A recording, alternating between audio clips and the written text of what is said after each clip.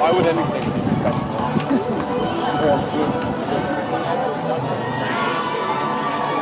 Yeah, it used to be so small. I had like 6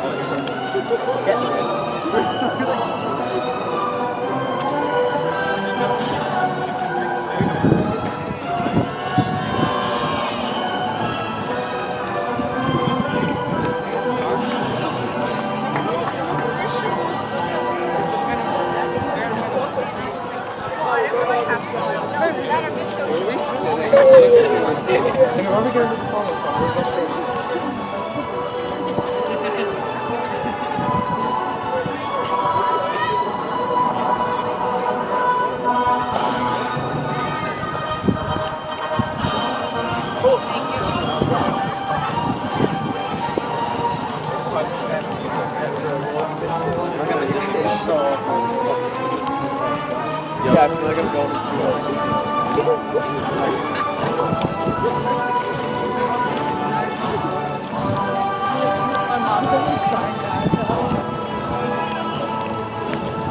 By the way, congratulations on your graduation, ma'am. Thank you. Hey, thanks.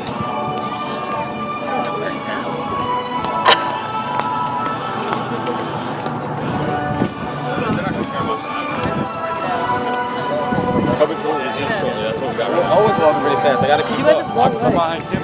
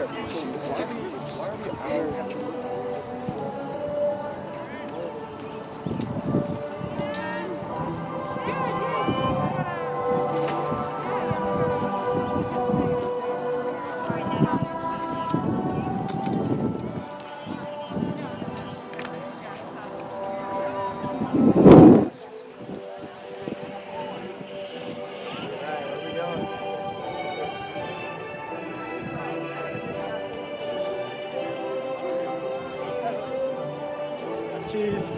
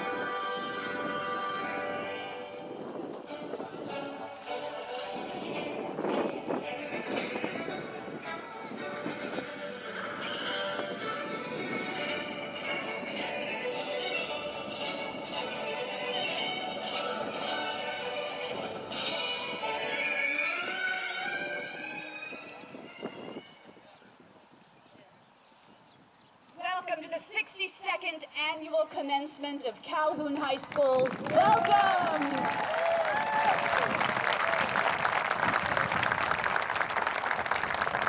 Board Member Tracy Miller, Superintendent John DiTomaso, Assistant Superintendent Michael Harrington, Assistant Superintendent Michaela Coney, parents and guardians, family members, faculty, staff, and friends, I welcome you to this ceremony.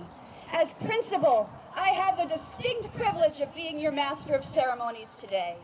I am so glad to be here with you as we honor and celebrate the graduates of the class of 2021. I will ask now for the concert choir to assemble yourselves on the track in front of the bleachers here in the center. We celebrate an important moment in your lives today. Later, we will hear from Nicole Devlin as she gives the class president's speech. And we will also hear from our valedictorian Jasper Siebold and salutatorian Michelle Servin. I look very much forward to our students' thoughts, in addition to Tracy Miller greeting us from the Board of Education, and to Brian Joyce, the senior class advisor, who will speak on behalf of the faculty.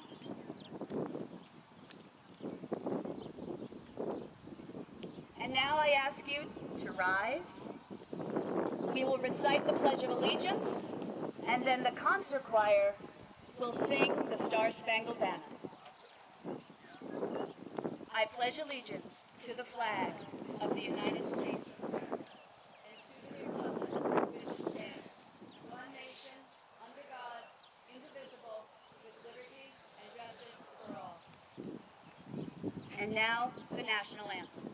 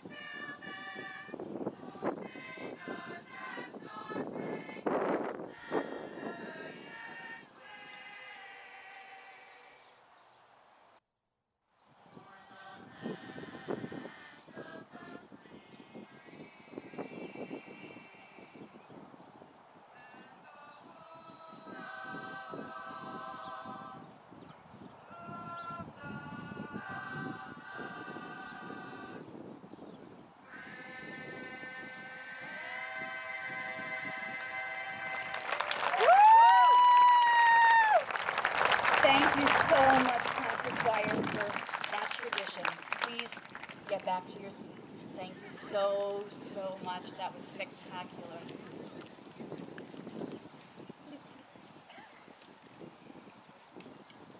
Wonderful. Our first order of business today is to actually graduate a member of the class who is in a very unique situation. But before we do that, have a seat. My son said it shut down. This graduate's twin sister is graduating at Kennedy at the same time. So we wanted to make sure his parents got to see both of their kids' names called and get their diplomas on the stage. So I will ask Charlie Goldberg to rise, to come to the left.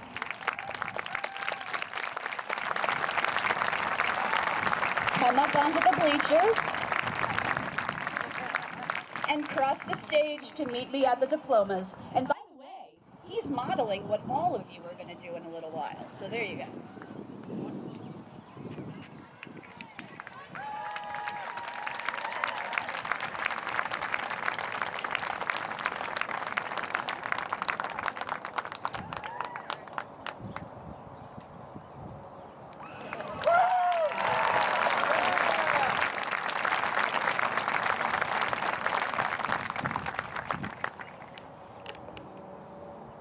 all for your understanding. Our first speaker today is board member Miss Tracy Miller. Please join me in welcoming her to the stage.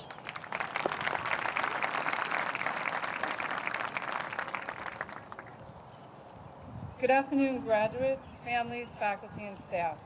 I bring you congratulations on behalf of the Bellmore-Merrick Central High School Board of Education. I know, my teacher's trying to fix it. You are ending this extraordinary year of first under COVID. The first full year in a pandemic, first full year of intramurals instead of sports, maybe the first time matching your mask to your outfit, but I don't actually want to talk about that. I want to talk about tomorrow. Because tomorrow you wake up as a Calhoun High School graduate and the world is wide open to you. Some of you are heading to college after years of hard work where you will add to your knowledge and learning. Some of you are going to move straight into the workforce. You've always known what you wanted to do. Some of you will join our armed services to honorably protect and defend our country. And some of you, sorry parents, will take a gap year in order to fully realize what it is that you want to do. And I commend you on every one of those choices. And wherever you go, I hope you will take the lessons taught in Bellmore-Merrick with you. You will use what you have learned here every day without even realizing it. You will make decisions based on your critical thinking skills, honed in all of your classes. You may use scientific reasoning, skills of observation and inferencing to figure out a solution to a problem. She's been trying to fix it this whole time. Your daily news, whether in print or digital, will require reading skills and historical reference to put events into an understandable context where you can make informed decisions about public policy or voting. Yes, you will use math every day. Thank you, Coach Korea. Though probably not algebra. Grocery bills, budgets, credit cards, student loans, savings accounts, sale prices, you will use it every day. I hope that you've taken some kind of art class here and have developed an appreciation for the arts. Photography, band, orchestra, studio art, concert choir. The arts show us what we share as a world community and how similar we all are. I also hope you've gained a well-developed sense of yourself, physically, mentally, and emotionally, and you know how to care for yourself and others in hard times. You go to 12 years of public school in order to become an informed citizen. I hope the years spent in the Bellmore-Merrick schools have given you what you need to succeed in life. So tomorrow, make us proud, graduates. Congratulations.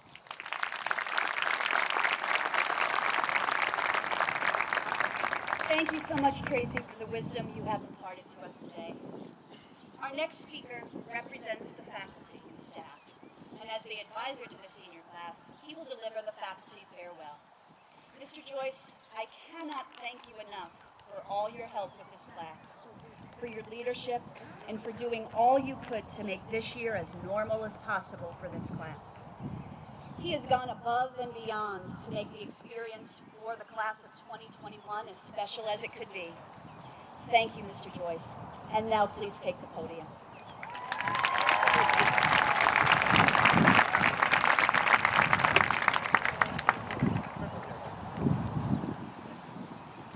Good afternoon, distinguished guests, members of the Board of Education, the administration, faculty, parents, and most importantly, the Calhoun class of 2021. It has been an absolute honor and pleasure to serve as your class advisor. The past 4 years have been truly amazing for me to watch you grow and mature to the incredible young adults you are today. I'd also like to take this opportunity to thank the class officers. These 5 individuals have worked tirelessly these past few years, fundraising, as well as putting together the amazing prom you had last Thursday night. So from the bottom of my heart, I thank you all for all you have done.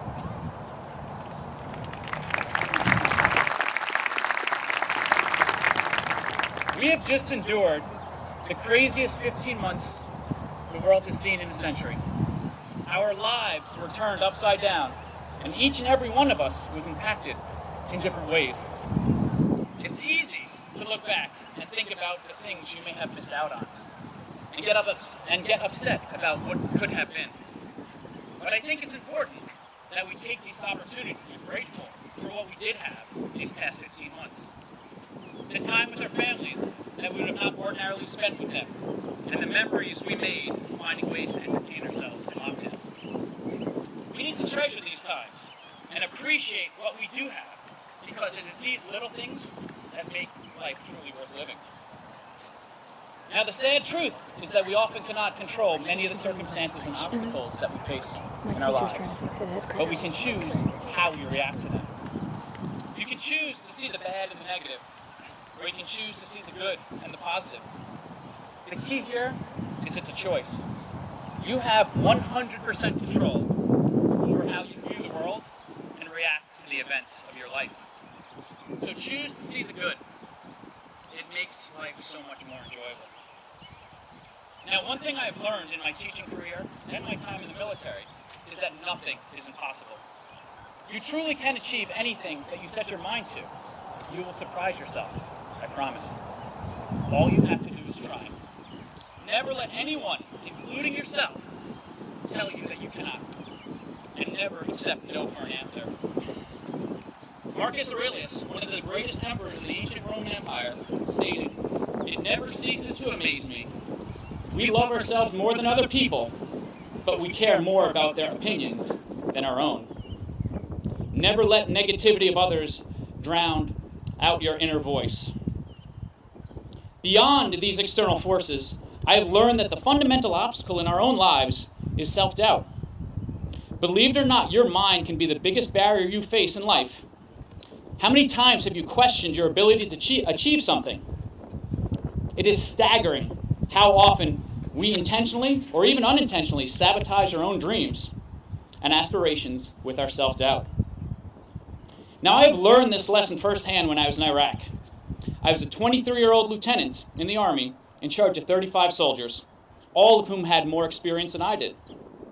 I was handed missions on a daily basis and was expected to plan and execute those missions without hesitation, no matter how difficult or scary they appeared to be.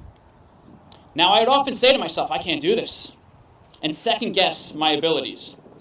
But fortunately, I had an entire platoon of soldiers that depended on me.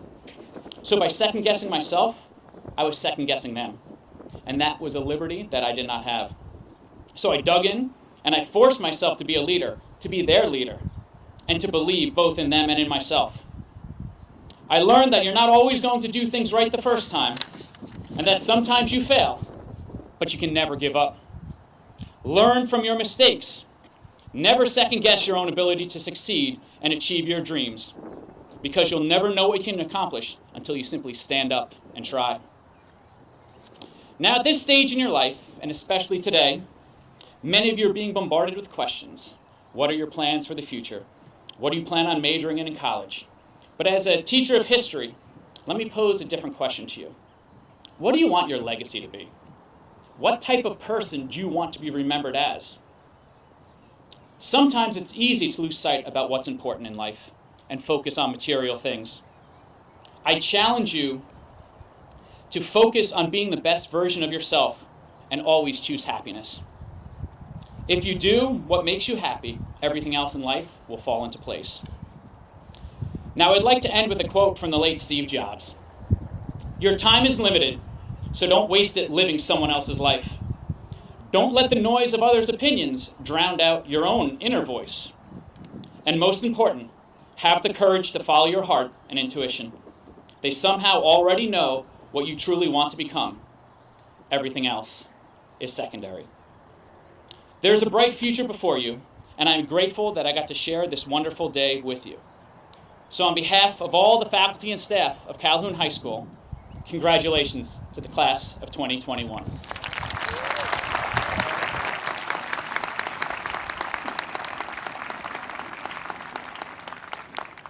It is now my great pleasure that I get to introduce an amazing young lady who has worked tirelessly serving the class of 2021 and the Calhoun community for the past 4 years.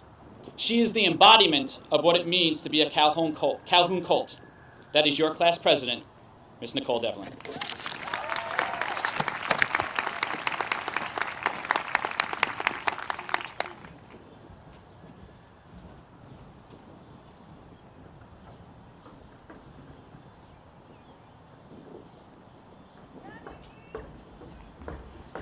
Kill it, Nikki.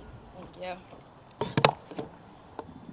Before I begin, I wanted to take a moment to express our appreciation for Ms. Hollings for all of her work throughout these years.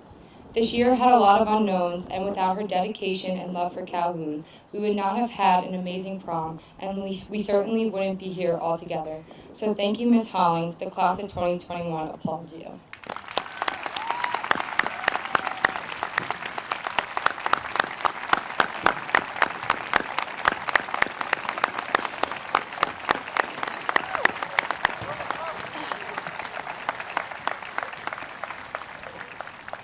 Thanks, guys. Good afternoon, parents, staff, and administration, and good afternoon, class of 2021.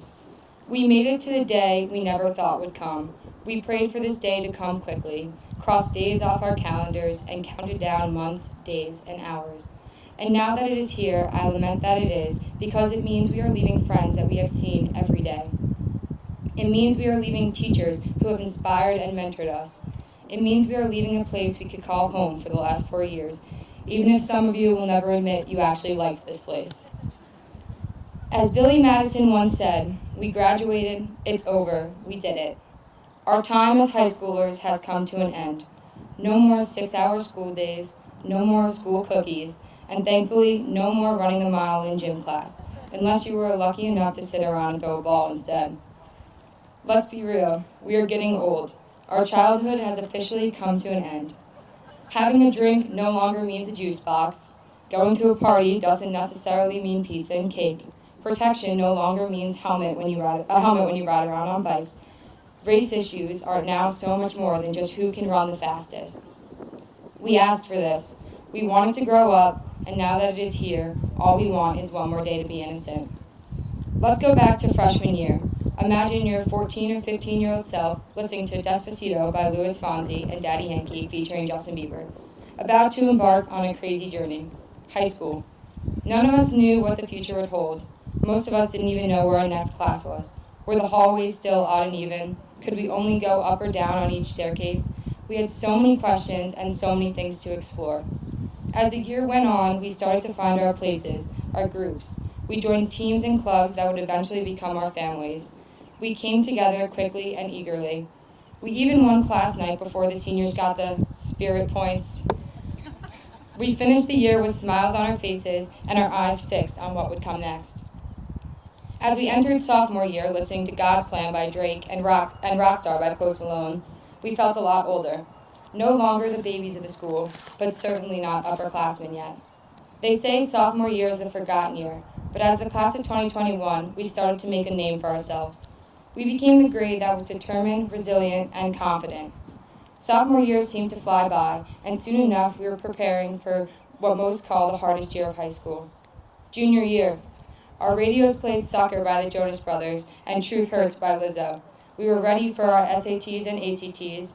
We started the college search, and we were stressed about all our homework and assignments. The year felt like it was dragging on, but on March 13th, 2020, our world was stopped. No one knew when things would return back to normal. At the time, we didn't realize we might never see normal ever again. Almost a full year of our high school career was stolen from us. Masks stayed on, barriers blocked us from our peers and teachers, no sporting events or performances, no class nights, everything was at a halt. Now, I know you're all sick of the COVID talk, and I promise to keep this part short, but it's something we simply cannot overlook.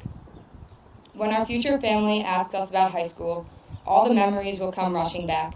We will all try to think of the good stuff, the games we won, the concerts we performed, the clubs we participated in, and the shows we put on. But let's be real, it will be hard to not talk about what we lost due to the pandemic. We are the grade that the social studies will ask our future children to interview us, to learn more about our crazy events of 2020. As juniors and seniors, it's hard to be okay with losing so much, but each of us should be proud of everything we have accomplished. Not only did we survive a global pandemic, but we thrived. We came out on the other side stronger than ever.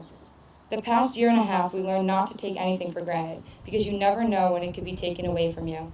I hope that each of you continues to retain this lesson, because life is special and memories are once in a lifetime. So go out into the world, don't worry about anyone else, and have a good time. Remember, we are here for a good time, not a long time. As seniors, we started the year dancing to Blinding Lights by the Weekend and making TikToks any chance we could get. We were half in person and half online. We zoned out in classes and wished the days would go by quicker. Nothing seemed to be going our way until February of this year. Sports season started up, On Tour started to prepare for performances. We were starting to head back into what we wanted, a little normalcy. It wasn't perfect, nothing in life ever is, but every student took every opportunity to make their senior year the best it could be. We kept our masks on during activities, and some even got tested weekly. We were prepared to do anything and everything to keep things back on track. And we did it. In September, if you would have asked me if we would be sitting here all together, graduating in one session, I would have said no way. But here we are, about to say goodbye, together. High school is over, but our memories and friendships will last us a lifetime. Before we go our separate ways, we need to take time to treasure everyone around us. Take a second and look to your left, and look to your right. In front of you and behind you. We are the class of 2021. We are the class that overcame adversity, grew strong and united in crisis, and we are the class that will never be forgotten. We must treasure the friends we made, the bonds with our teachers and administration. We must treasure our parents for all they have sacrificed to allow us to be here today. We must treasure every memory, no matter how small. We won't get these 4 years back, and we may never see each other ever again. But it has been an honor to be your president, as I am incredibly proud of each and every one of you and all you have accomplished. As Hannah Montana once said, "So I'm moving on, letting go, holding on to tomorrow. I've always got the memories while I'm finding out who I'm going to be. We might be apart, but I hope you always know you will be with me wherever I go." It is time to part, but within each of us, Calhoun will always hold a special place in our hearts. As we move on and move up in the world, do not forget the lessons you've learned and the people who have shaped you. After all, Calhoun is having friends that we will keep for the rest of our lives. And as legend Troy Bolton once said, I guess that means we really are all in this together. Because once a Colt, always a Colt. Thank you all for an amazing 4 years, and thank you for allowing me to speak on behalf of the class of 2021. It's been real. Thank you, Calhoun.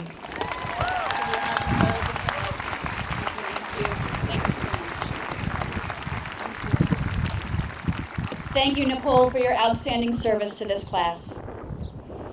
I now welcome to the podium Michelle Servin, Salutatorian of the senior class. While she makes her way to the stage, let me say that she is not only an academic powerhouse, but she is a scientist, mathematician, and future entrepreneur. She will be attending Georgetown University in the fall. Please give her a round of applause as she comes to the podium.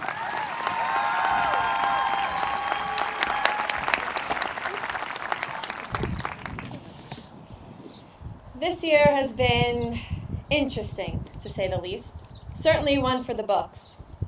I remember on January 1st, 2020, and the weeks leading up to that date, many people on social media were saying, "Oh, this is the time to bring back the Roaring '20s and make this new decade the best one yet." But I'm not entirely sure what manifestation technique they were using, but it seems they accidentally channeled the energy of the 1930s and the Great Depression instead. And while The Simpsons did technically predict the pandemic in an episode over 20 years ago, never would we have anticipated such a storyline to actually come to fruition. The key to our getting through curveball after curveball has been the ability to be adaptable. Adaptability comes in many forms. It can be on a large scale, like adjusting to life in a pandemic, or it can be as simple as figuring out which of the 50 bell schedules Calhoun is going to go by today. You have to come to terms with the fact that not everything will turn out exactly how you want it to. And while that may be hard to accept in some situations, it's a part of life. That's why you need to be like a cat and always land on your feet, even if it feels like you're plummeting into the darkness of uncertainty. And on that somewhat dark note, I figure now would be as good a time as any to lighten the mood with a fun fact about me. I will be honest though, many of you probably already know this about me since I talk about it on a daily basis and can get somewhat annoying with it, but here it is anyway. My entire family is from Romania, and my Romanian heritage has become a huge part of my life and identity. My grandma, who currently lives in the US with my parents and me, is the queen of Romanian proverbs. I mean, not a day goes by without her referencing at least one. And just when I think I've heard them all, she whips out a new one that leaves me completely speechless. My favorite Romanian proverb is the first one that I can recall her telling me. And it goes, "Ce poți face astăzi, nu lăsa pe mâine," which translates to, "What you can do today, don't leave for tomorrow." Now, my grandma knows how to get stuff done, and I'm often in awe of how much she manages to pack into a single day. Throughout her life, she has always made sure to stay on top of her responsibilities, so that when something unexpected comes along, she's not fazed by it. That mindset is exactly what I hope to achieve, and while I have developed it to a certain extent, I still fall into the trap of spending way too much time on TikTok or reading one too many chapters in one sitting, or my most recent bad habit of knitting for longer than planned. I find that the days that I procrastinate in these ways are also the ones in which I stay up until obscene hours of the night to finish the work that I should have done earlier. That being said, I do not procrastinate as much as I know so many others do, and I credit the proverb of "Ce poți face astăzi, nu lăsa pe mâine" for that. There have been plenty of times in which I finished the stuff on my to-do list for the next day and was then faced with the choice of either getting a head start on other assignments or taking the free time just to relax. The risk with the latter option, although it is the more appealing one of course, is that I can say, "Oh, I can do this later, I'll have time. There's nothing coming up in my schedule tomorrow, right?" Wrong. Next thing I know, the following day rolls around, and boom, I find out that tennis practice has been moved to an earlier time slot, or there's an impromptu club meeting that's mandatory for all members. So now I barely have enough time to eat a quick meal, let alone write an essay or complete a project.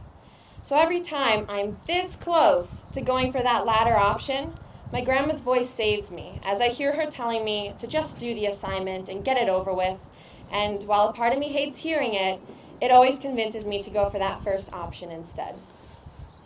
Doing this has helped me with time management, and I often find that in retrospect, I'm grateful that my past self was generous enough to give up that free time and get something done before the last minute. This concept of doing things sooner rather than later is one that I hope we all keep in mind going forward. It provides us and our schedules with a degree of flexibility so that we can easily accommodate whatever may come our way. Now, as I mentioned at the beginning of my speech, adapting comes in many forms, and one that I would like to touch upon a bit is the importance of adjusting our behavior according to the social situations we find ourselves in. We don't talk the same way to our best friends as we talk to our parents or our teachers or our bosses. We have to alter how we interact with different kinds of people based on their relationships to us, or even the energy they give off. If someone is super bubbly, you're not going to talk to them in the most monotonous and robotic voice possible. You'll try to match their energy, even if you're only capable of meeting them halfway. With adapting socially also comes the idea of reading the room, which, boy oh boy, do some of you need to learn how to do that. Consistently making tasteless and offensive comments and trying to brush them off as jokes when they are not received as you had hoped they would is unacceptable. Read the room and stop. No one asked to hear your hateful language, and continuing to spread it despite that creates a rift in our society. You know, there's this common misconception that what we say or do at 17 or 18 years old does not matter because, oh, we're just kids, right? But believe it or not, our words do have an impact, and hopefully as we grow as human beings, we will learn to have more control over what we say and be more conscious of the feelings of others. We need to be supportive of one another and be united, which would certainly be feasible if more people understood the concept of adjusting to various social settings. Being able to acclimate to anything and everything is crucial, but that ability does not just come overnight. Every time you get hit with something new, adjust and learn from it. For years I have been developing my ability to adapt in hopes that I can better handle whatever life throws my way, but I still have a long way to go until I perfect that skill. Even so, being adaptable is what brought me to where I am today, standing in front of all of you as the Salutatorian of Calhoun's class of 2021. Also known as the first loser in the competition for who has the highest GPA. But now do not think for 1 second that I'm not beyond grateful to have received this title, and I want to thank my mom, dad, grandma, friends, and many teachers for supporting me thus far in my academic career.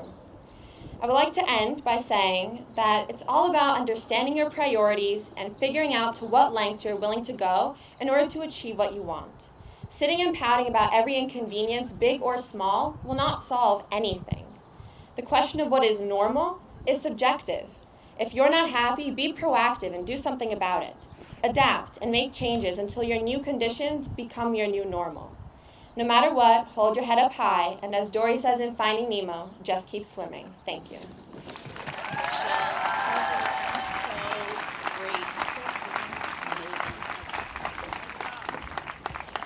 Outstanding, Michelle. Thank you so very much. I now welcome to the podium the valedictorian of the senior class, Jasper Siebold. While he makes his way to the stage, let me share that Jasper shows a passion for math, computer science, and music, and I know that he will accomplish great things in the future. He will attend the Georgia Institute of Technology in the fall. Jasper, the podium.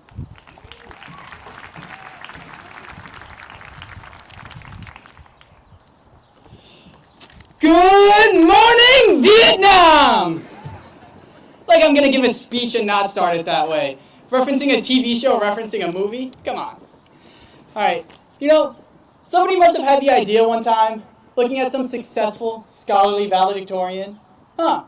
We should let everybody hear what that guy has to say. Well, that was a mistake. Because now there's precedent. So I get to give a speech, and you have to listen. It's absurd. It's like giving a child a pack of crayons and a spot at the Louvre. Alright, I'm enjoying this way too much already. And I'm sure you guys want me to be quick or whatever, get this over with, finish fast, stop moving my hands so much. But I'm also equally sure that anyone who knows me is listening closely, intently. Because they know, as soon as they stop paying attention for 1 second, that's when something that's just borderline and I probably shouldn't have said, but at least it's not as bad as what I originally wanted to say, joke is going to happen. Don't worry, it's not for a while. Alright. I guess I'm supposed to add something of value to your lives today. For senior superlatives, I was voted most likely to succeed. I think it's the boyish charm. That's on you guys though. When nominations came out, I glanced at them and I thought, screw this. I did everything I could to avoid winning. I made sure to vote against myself, and that's about it, because anything else really would have required too much effort. Most likely to succeed.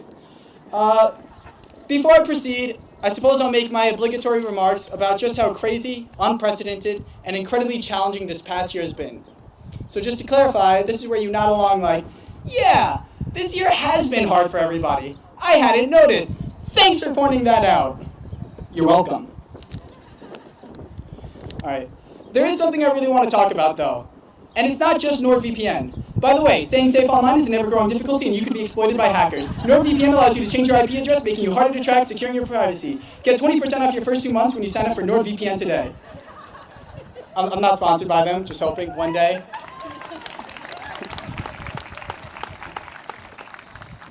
I want to talk to you about what it means to be dangerous and why that's something everyone should want. There's a quote from Canadian clinical psychologist and University of Toronto professor Dr. Jordan P. Peterson that I really like. Dr. Peterson has greatly influenced my thoughts on a number of topics, and I don't claim to have originally come up with all of the ideas I'm about to share. He once said, "It's upsetting to me, I would say, that young people in particular aren't told that literacy makes them powerful in every way they can possibly imagine, except for the absolutely immediate. You want to be weak? Stay illiterate. You want to be strong? It's like, put yourself together, physically. Fair enough, man. Get brave. And street smart. But then you could add some literacy to that, and you're an unstoppable machine." I like that quote because I think there's a lot of truth there, and I don't think you have to work very hard to prove it. History's already done that. Repeatedly. Like, a lot. Seriously. It's the embodiment of that one meme, the whole, how many times do we have to teach you this lesson, old man? Here's a question. How do you oppress a population? If you want to do it effectively, the answer isn't simply force. So long as there's force, there will be resistance, and so long as there's resistance, force will be necessary, and that's not necessarily stable. But if you can control thought, you can control action. And whoever's thought, and therefore action you cannot control, that's where you concentrate your force, and much more efficiently. So then the question becomes, how do you control thought? That's something that's been explored in books like Brave New World in 1984. Well, to figure that out, you have to ask, how do we think? And how do we think? The answer becomes painfully obvious, with words. In that sense, language is more than just how we communicate. It's how we organize our own thoughts. Then we articulate them. And in the back and forth that language enables, we get exposed to new ideas, we hone our arguments. Language is how we think, and debate becomes an extension of thought. Our rights as Americans to freedom of speech and expression literally equate then to the right to free and independent thought, and that should never be taken for granted. I advise everyone to be highly skeptical of any attempt to constrain that natural right, protected by no other government as strongly as by that of the United States of America. I also advise everyone to sign up for NordVPN today to get 20% off your first 2 months. Protecting your privacy online has never been easier. Fingers still crossed. Back to my initial question though. How do you oppress a population? Well, let's look at how it's been done. For the vast majority of human history, almost no one could read or write. More recently though, here's how you do it. You make a promise. You tell people you'll give them what they want. Work and bread. Not having to wander the school like a kid who's lost at the mall and got separated from his mom just to find out which bathrooms are open. Whatever it is, anime body pillows. If your population is illiterate, great. If not, you create propaganda. You squash dissent and you jail or kill dissidents. You create a void that only you can fill. If people get newspapers, you write them. If they listen to radios, you broadcast the programming. It's rather Orwellian. You control the narrative, and so you control the collective consciousness. The Nazis, the Soviets, Communist China, take your pick. This is how they did it. So how do you arm yourself? How do you avoid becoming one of the average German citizens who, whether through ignorance or through fear, found themselves in Nazi uniforms or even just compliant? Because however strongly you think that it wouldn't have been you, that it couldn't have been you, that you would have been part of the resistance, statistically, it would have been. The answer is literacy. If you're literate, you can read different arguments, different schools of thought. You can understand them, and you can pit them against one another. And you may think, well, the Nazis managed to censor different opinions. And they did, but not immediately. Literacy, combined with a responsible historical knowledge, is necessary to identify such ideologies early and to combat them. But how do you combat them? Not with censorship. Giving the government the ability to censor, just to prevent government censorship, would be like seeing some sketchy-looking guy in an alley, slipping him a 20 and being like, yo, there's more where that came from, but just don't mug me for the rest of it. The censorship of dangerous ideas is censorship all the same. It still grants the ruling party the ability to control the narrative, to squash the heterodoxy from which orthodoxy may eventually emerge. Only through the free exchange of ideas can we ever hope to extinguish those of merit. Reading and interpreting arguments is only one aspect of literacy, though. To be truly dangerous, you must be able to communicate clearly and effectively, to articulate yourself through writing and through speech.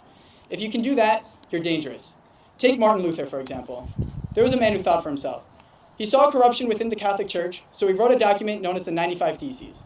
Not even 95 essays, just theses. Talking points, questions for the Catholic Church. Even he hadn't made up his mind about them yet. Basically, he was like that one kid in class who raises his hand to be like, I don't get it. And then the teacher just sort of sighs and is like, which part, Martin? And he just goes, all of it, fractions, addition, really just numbers in general. And the teacher responds, Martin, this is gym class. We're playing kickball. At least that's how it went in my head. But tangent aside, he posted the document on the door of the Castle Church in Wittenberg. Soon after, it was published. He also wrote a follow-up document in which he explained his theses further, which was also published and widely circulated. With these two documents, Martin Luther, a Catholic monk looking for reform within the church, started the Protestant Revolution. Today, 40% of Christians are Protestants. Being able to articulate yourself literally gives you the power to change the course of human events. Imagine if Hobbes had never written about natural rights. He would have never inspired Locke, and there would be no US as we know it today, because it never would have been conceptualized as such. We could also be under British rule, which is a shame, because I like my food to have flavor. Hey, credit to the English though, they did manage to tie the singular flavor of their entire cuisine to the weather. Gray. I can make that joke, I'm English. What does it mean to be dangerous, if not to be able to exert some influence over the course of events? To be able to manifest change or to oppose it? And if you accept that definition, it's not clear that you have the power to be good if you aren't dangerous. Inability isn't virtuous. The fundamental precursor to the very existence of good is the potential for evil. If you put a baby in a crib and tell it, stay, you don't come back to the baby and find out that he's still in the crib to be like, I raised him right. That's ridiculous. The baby has no alternative.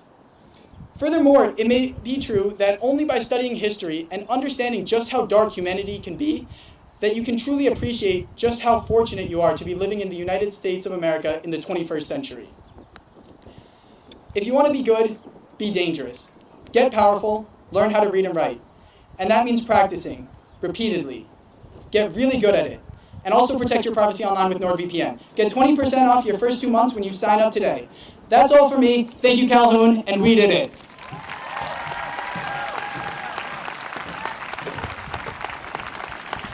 Thank you so much, Jasper. So, here's my turn now. A week ago, I had a completely different speech ready for today. But then last week, a strange confluence of events took place that made me rethink what I was going to say. First, last Friday night, there was a playoff softball game here, along with baseball and lacrosse, the ending of their regular season games. I don't know if you remember the weather last Friday afternoon, but there were some wicked thunderstorms and drenching rains that caused that softball game to be postponed. Point of interest, the game had started, and the team was down 2-0 with a runner on third when the Lightning started. I also had to go to a wake that evening. In fact, it was the wake of Joe Correa, a retired, beloved teacher here at Calhoun, and an incredible baseball coach for 40-plus years. He passed away on Memorial Day. He was the kindest man who impacted many, many lives here at Calhoun.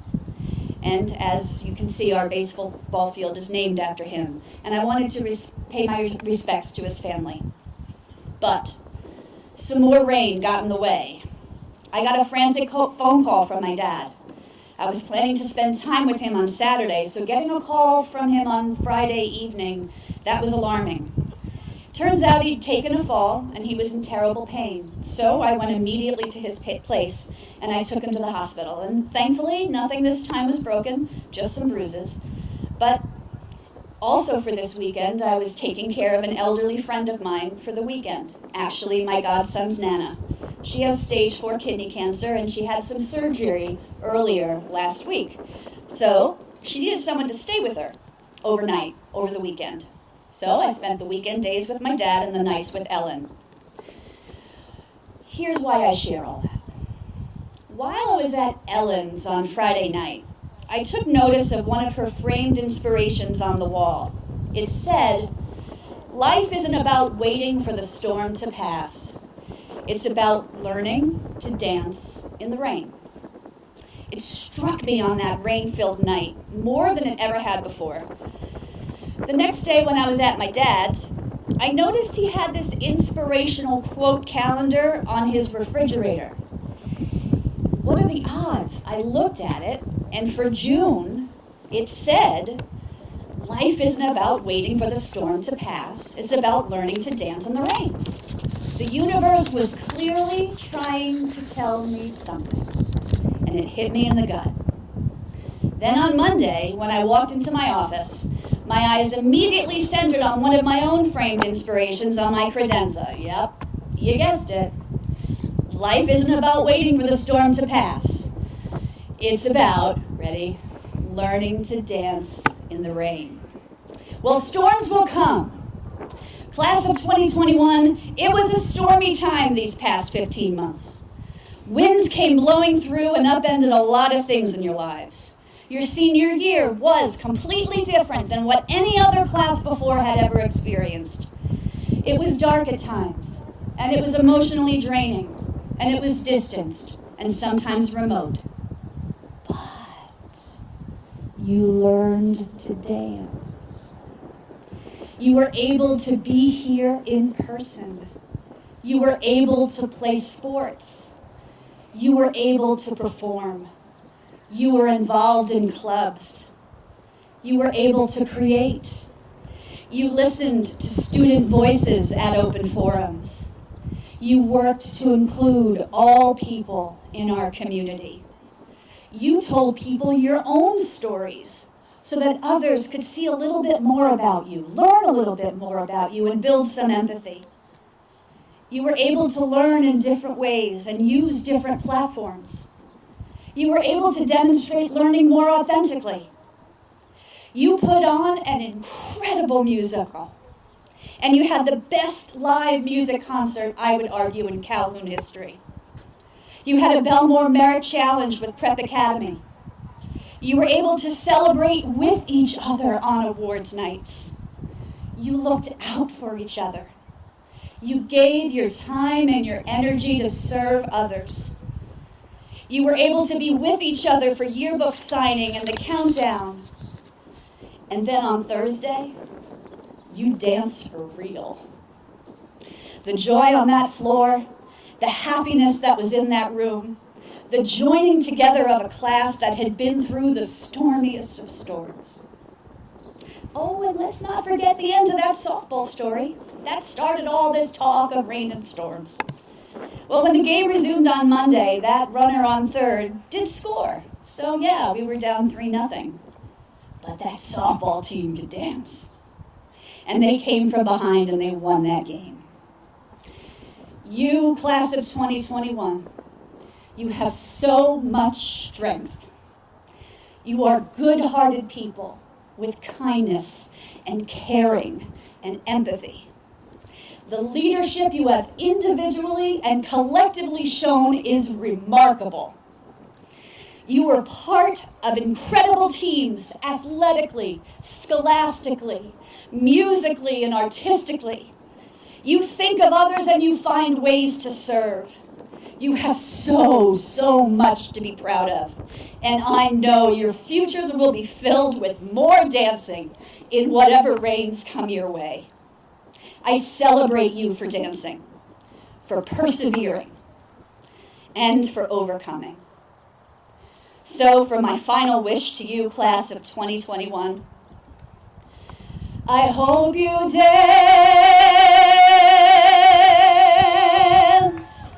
I hope you dance. Thank you, class of 2021.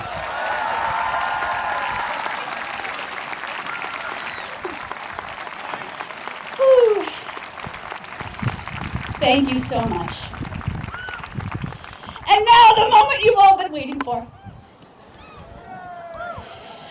We will now pay honor to our graduates as we call them to the stage to receive the ceremonial diploma case.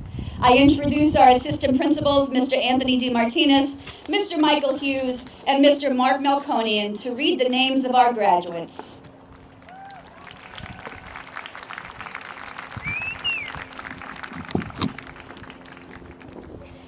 At this time, will the first row of graduates here on this side of the field rise, and our officers and class president rise. They're going to model for you how this is going to go. Nicole will come up in her row. Everybody follow Nicole. Go ahead. And the first, keep following. Absolutely. Good. And the first row of concert choir, you're going to follow. You're going to stay right there. When Mr. DeMartinez gets over there, Nicole will give him the card. Mr. DeMartinez will read the card with the name on it. Nicole will come up on the stage the way that Charlie did. You're going to come on over, you'll take a picture, you'll pick up the diploma case, and then you're going to circle back to your seat.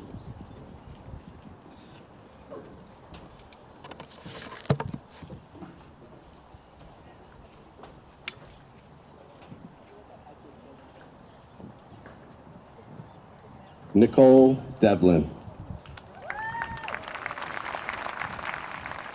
Jasper Siebold. Michelle Serpin. Alyssa Formisano. David Mitri. Megan Bello.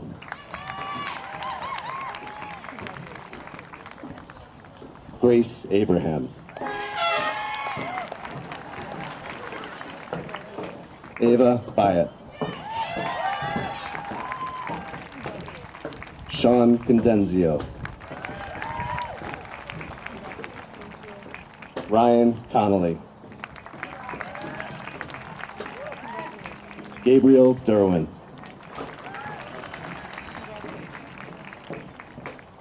Charlotte Dipple. Emily Dosher. John Fury. Vincent Gagliardo Jr.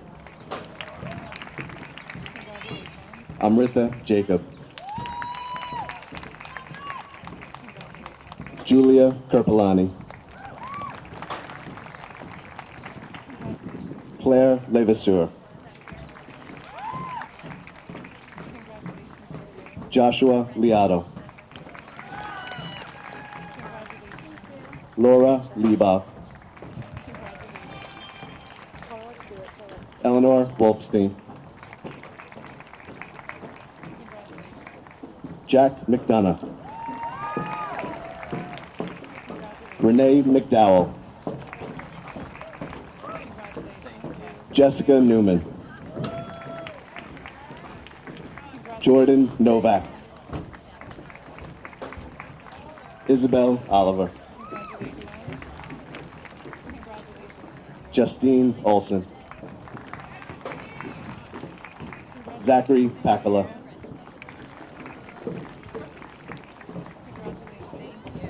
Jack Parr. Brianna Race. Colby Ramsden. Olivia Sabino. Rachel Schleider. Jillian Siebold. Devin Shetty. Samantha Silverstein.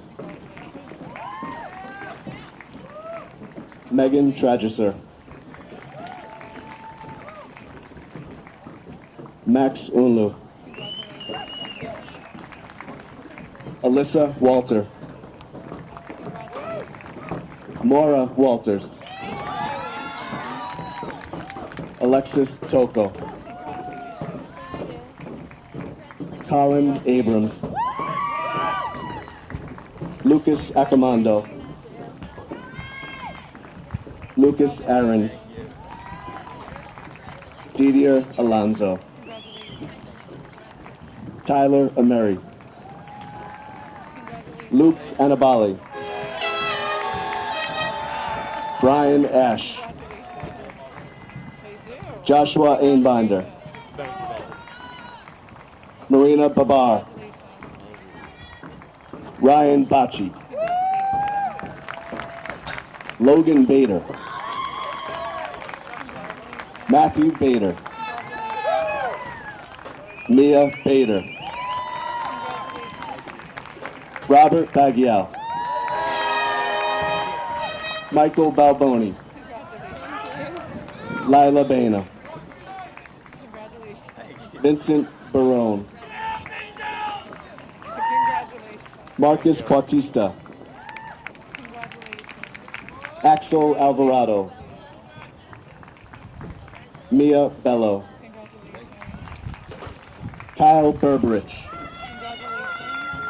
Emma Bonsing. Lauren Boldis. Donovan Bonilla. Gianna Borgia. Dean Batalico. Molly Bowe. Erin Boyle. Alyssa Brandel. James Brennan. Nicholas Brett. Isabel Bristol. Ashley Buenaventura. Dominic Buglioni. Christian Bolzomi. Christopher Burke. Thomas Burke. Jamie Caban. Logan Calabrese. Michael Camacho. Brian Campanelli. Alyssa Capobianco. Olivia Caracciolo. Asher Carmen. John Cassisi. Nicholas Costella. Nicole Castilia. Sophia Chen. Timothy Cheng. Julia Cicero. Michael Clement. Emma Cole. Sari Cohen.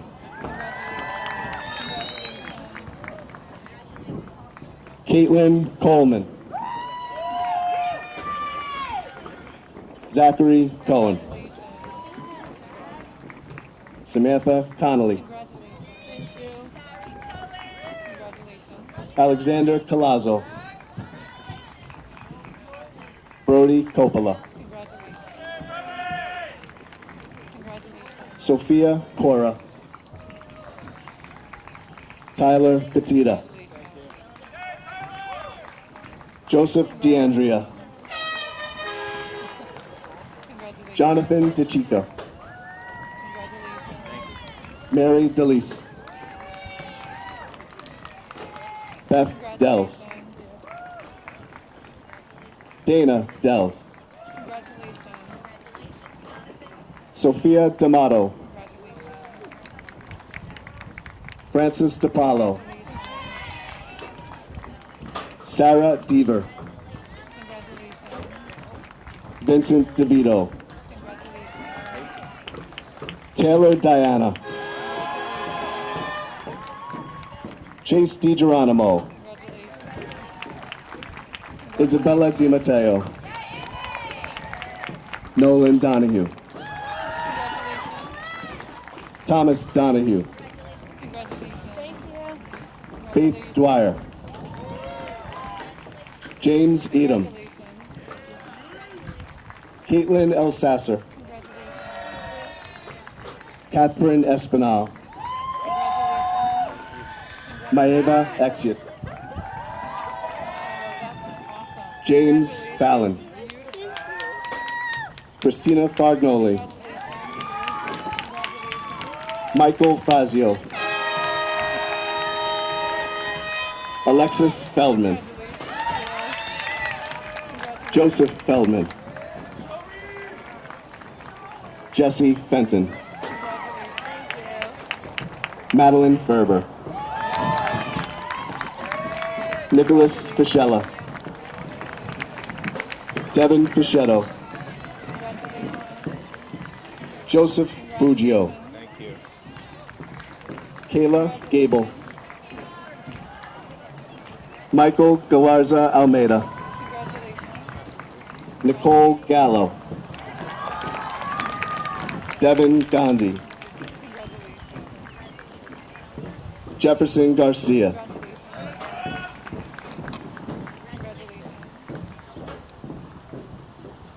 Dominic Garudi. Gianni Garudi. Dominic Gassman. Nicholas Gassman. Olivia Gassman. James Gavinudius. Callie Geckman.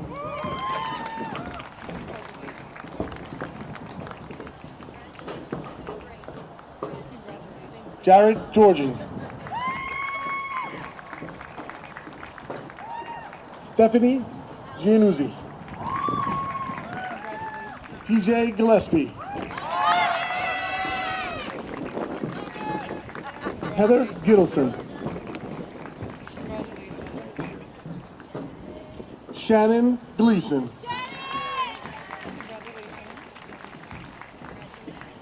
Blaze Golden.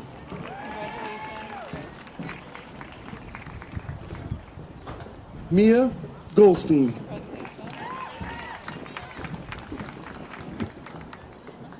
Junior Gomez Gonzalez.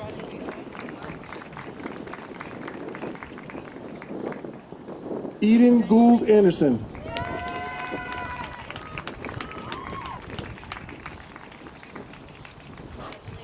Daniel Grimes.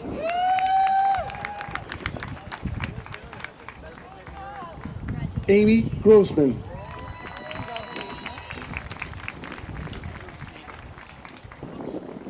Emre Gounouvilier.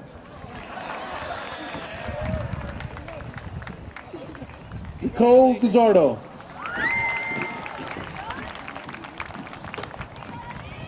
Andrew Hanlon. Erin Hans.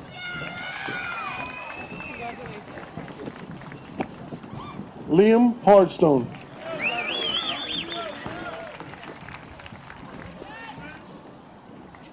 Ryan Harrington.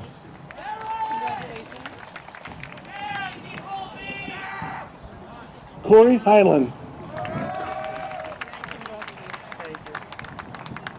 Delmy Hernandez.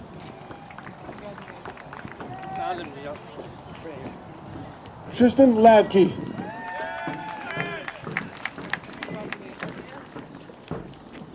Christopher Hopkins.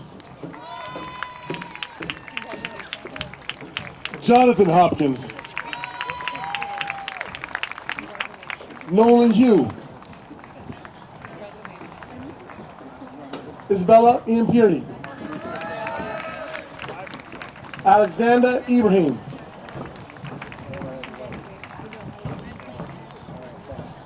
Yanni Islas. Dan Islas.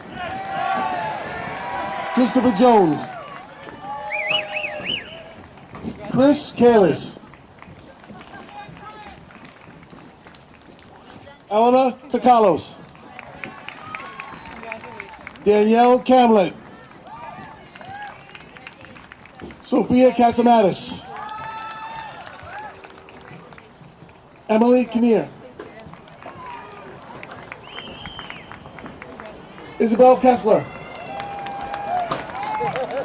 Lateen Khan.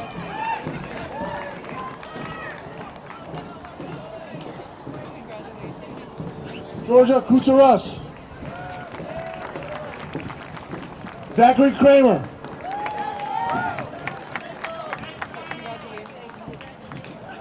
Kaylin Cranmus. Andrew Kravitz.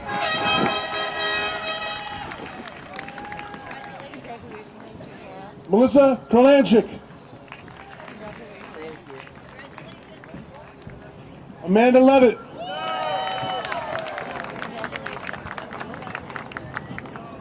Andrew Lennon.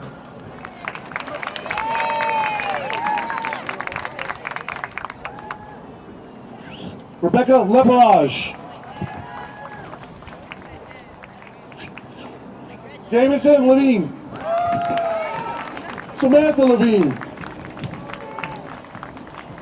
James Lee.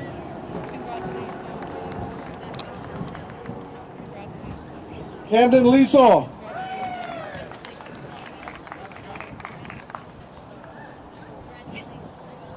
Maria Del Carmen Live Cruz.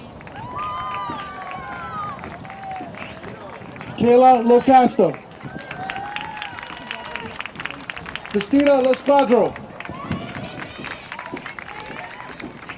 Nicholas Lotito. Marcel Lowenstein. Jonathan Lustig. Samantha Mack.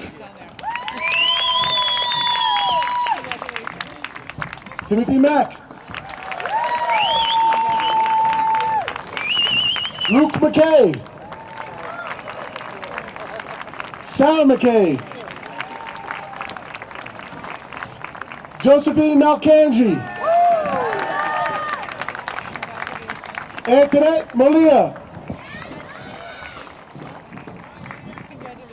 Nicholas Mamey. Megan Manning. Brian Manson. Sadie Marine. Aiden Martin. Juliana Martin.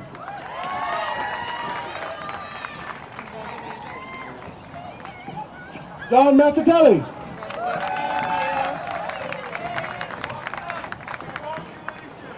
Alexa Matera. Kayla McCarran. Jennifer McGinn. Casey McKeever. Joan Messi. Elizabeth Monastello.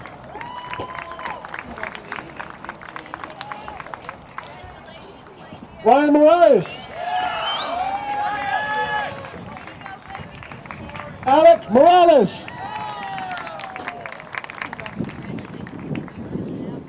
Isabella Mora.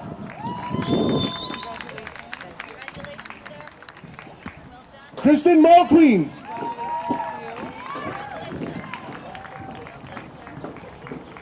Alexa Munson.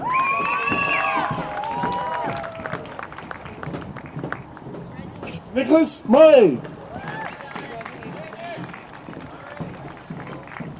David Musalam. Jordan Neal. Angelica Page Negron. Gargans Noel.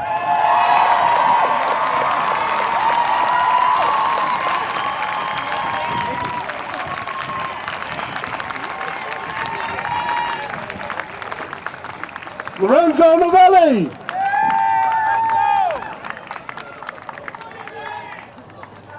Mackenzie O'Connor.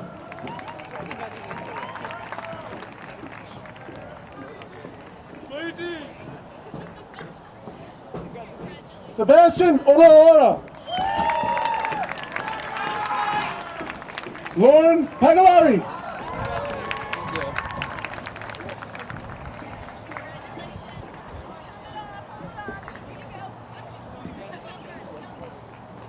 Tania Palencia.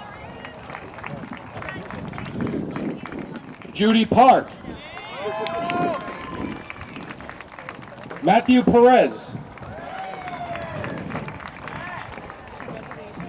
Christopher Perrone. Justin Pick. Taylor Porcelli. Pakriti Podell. William Prappis. Amanda Pratt. Anthony Pustieri.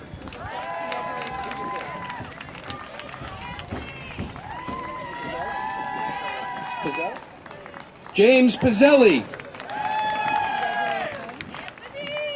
Molly Kwan. Ryan Quigley. Grace Radke. Thank you. Riley Raines. Dante Reitz. Kate Renjith. Mia Renna. Anya Resnick.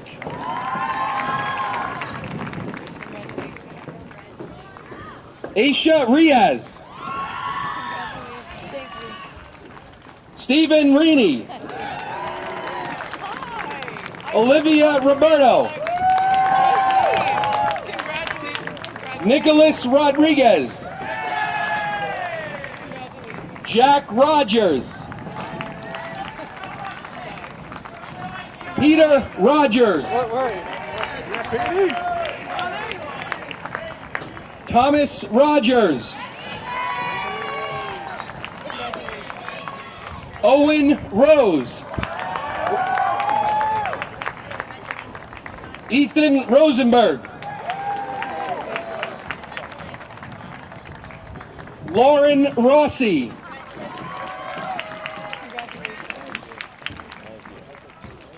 Michael Ryan. Robert Ryan.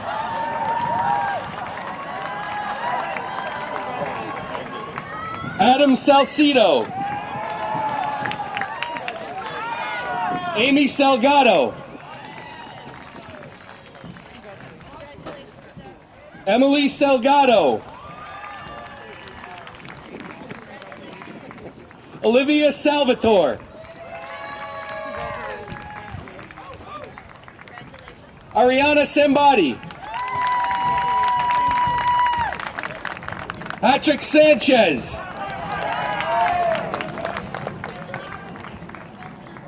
Valentina Sasso. Jake Shirillo. Daniel Schiavo. Jack Schwartz.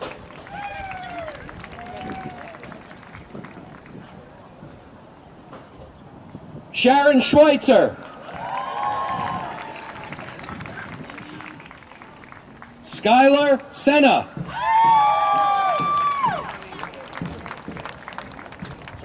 Andrew Sverator. Nadine Shabika. Flynn Shaw.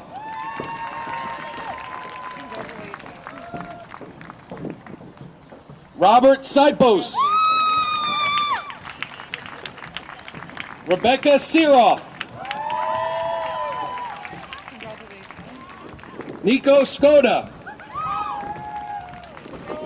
Samuel Small. Dylan Smith. Caitlin Snoddy. Jake Solomon.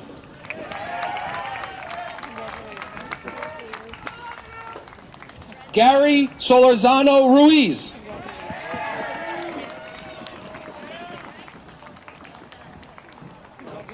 Rahil Sumru.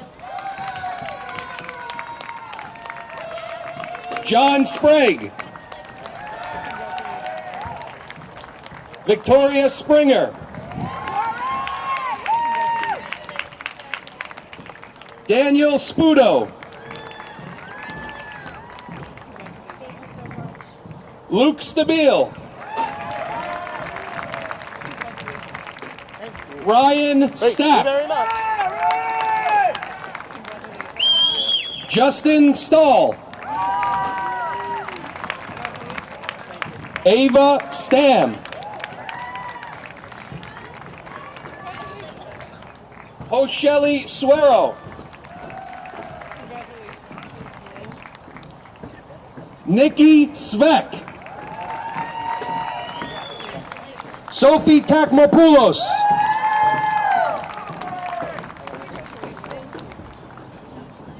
Lauren Thiel.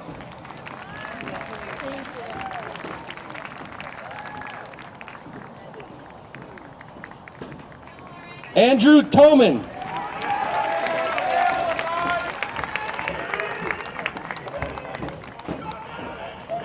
Madison Tock. Ryan Todd.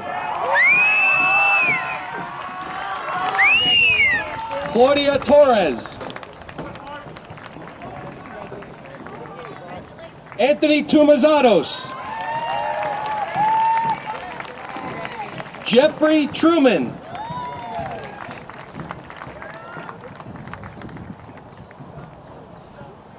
Anna Tripoli. Sarah Tizzolo. Alexandra Unz.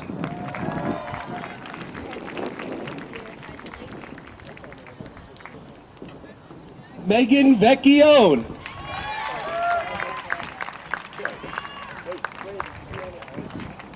Braden Vianney.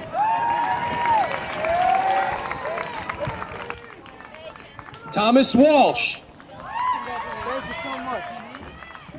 Vincent Walsh. Kevin Welk. Ivania Williams. Luke Juracek. David Zamet.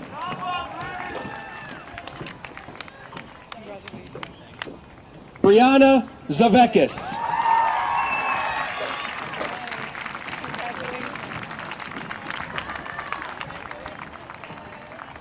Yeah, I made sure I started it when I put the new battery in.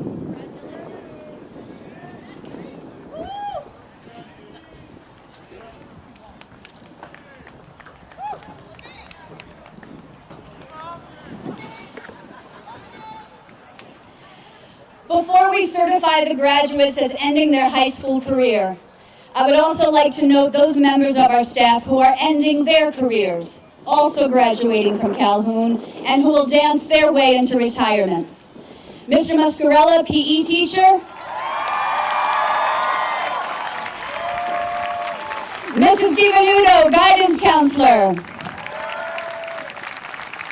Mr. Barry Axelrod, Calhoun alumnus and head night custodian, so one could say he has graduated twice. Miss Eileen Wimmer, our main office administrative assistant. And Mrs. Josephine Berlisi, our administrative assistant for budgeting and purchasing in our attendance office. Mrs. Berlisi is here today because she and I have planned and orchestrated graduation now for 11 years. Before I came here, she had planned 11 more. This is her 22nd graduation, and she will be deeply missed at Calhoun. Please give her a round of applause.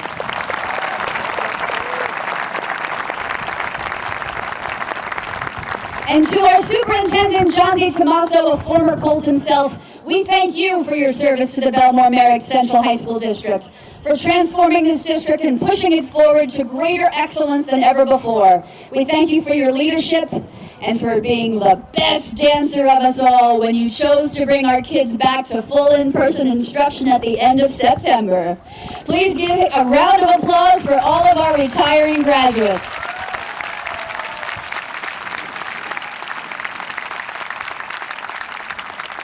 I would like to thank BM Broadcasting for live streaming this ceremony. I deeply thank Mr. Martin Roman and our custodial staff for helping with the setup of our fields and making our property beautiful today and every day. And lastly, I want to thank all of you, our guests, for being here to celebrate and to dance. I now have the responsibility to confirm the academic accomplishments of our graduates. Graduates, please rise. I certify, oh, and there's the sun. I certify that the students before me have completed the requisite number of credits and passed the required New York State exams in order to participate in this ceremony. Graduates, before my final words, you may move your tassels from the right side of your caps to the left.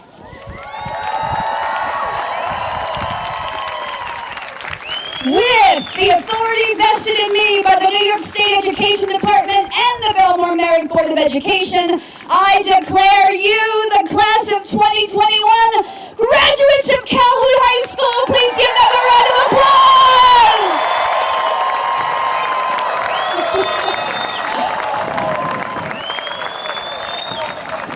Oh, thank you all so much for celebrating. I ask that as you leave the field that you pick up your diplomas at the tables behind the gym where parents checked in. Graduates, pick up your diplomas behind the gym. Class of 2021, congratulations. Play the music.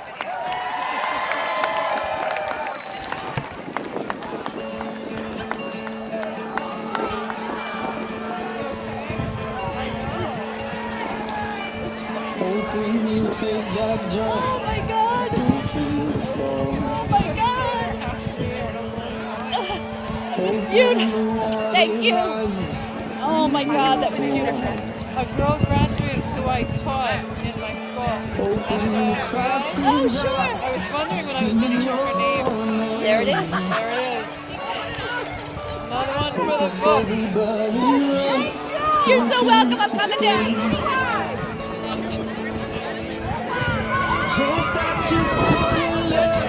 It hurts so bad. Only way you can work, give all you have.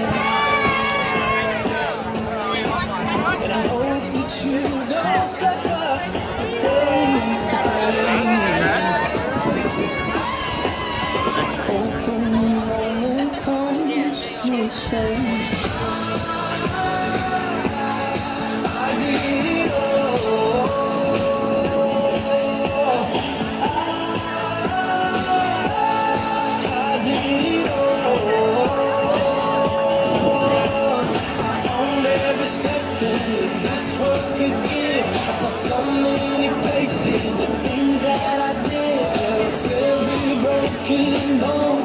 I swear I lived. Hope that you spend your days, but they all line up. When the sun goes down, if you raise your cup,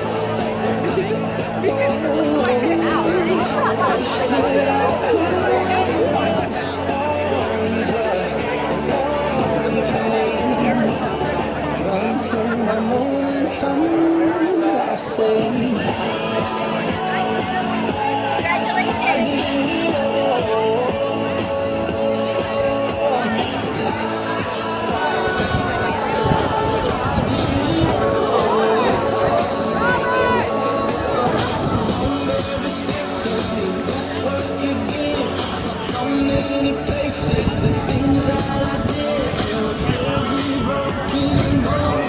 I swear I live.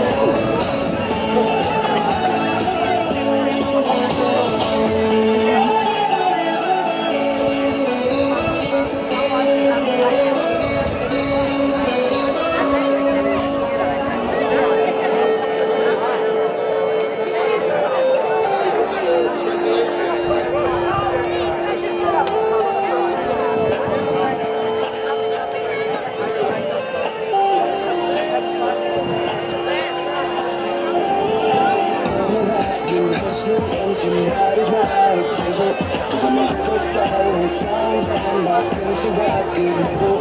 Just brothers full of demon stocks and bonds and Bible traders. So I do the deed, get up and leave, I climb around and see this. Are you ready for the sequel? Are you ready for the latest? In the garden of evil, I'm gonna be the greatest. In the golden cathedral, I'll be praying for the fakeness. And if you lose, boo-hoo, hey look now I made it. Hey look now I made it. Everything's coming up pieces, pieces. If it's a dream, don't break it, don't break it. I said hey look now I made it. Friends are happy for me, all their honeysuckle funnies. But the celebrate my medals or they wanna take my trophies. Some are loyal soldiers while these other thorns are rosy. And if you never know who you can trust, then trust me, you'll be lonely. Oh, are you ready for the sequel? Ain't ready for the latest? In the garden of evil, I'm gonna be the greatest. In a garden cathedral, I'm gonna be the greatest. You, I love my lady.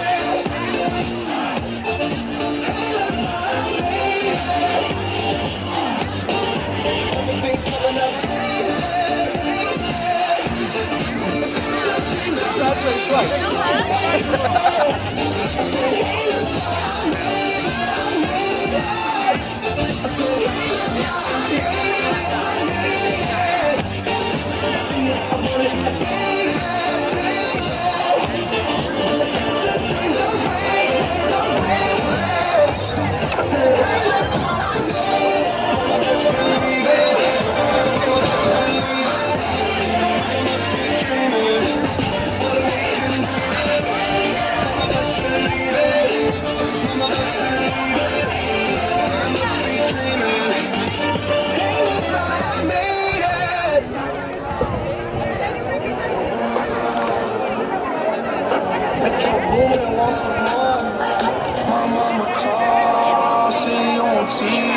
Sunset done changed. Ever since we was on, I dreamed it all. Ever since I was young, they said I won't be nothing. Now they always say congratulations.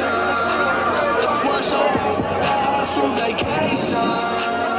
They ain't never had the dedication. People hate, say we changing, look, we made it. Yeah, we made it. They was never friendly.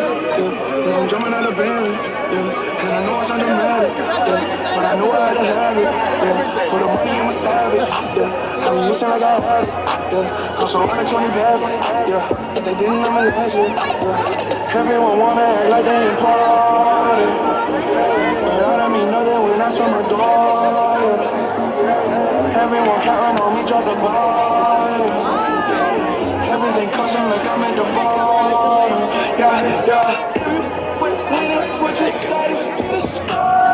How could I make something like a million? I just put it to the side. Got a sense of melody, they can see it in my eyes. My mama called, see you on TV. Sunset done changed. Ever since we was on, I dreamed it all. Ever since I was young, they said I won't be nothing. Now they always say congratulations. Worked so hard to vacation. They ain't never had the dedication. People hate, say we changed the look, we made it. We made it. Patient, yeah. Oh, I was patient. Now I can scream that we made it. Now everywhere I go, they say congratulations. I'm looking for someone to call me. Running up the better situation. Never overhead, being for champagne. My life is like a ball game. I got nervous. That's a big color Super Bowl. Caught up, get in the road.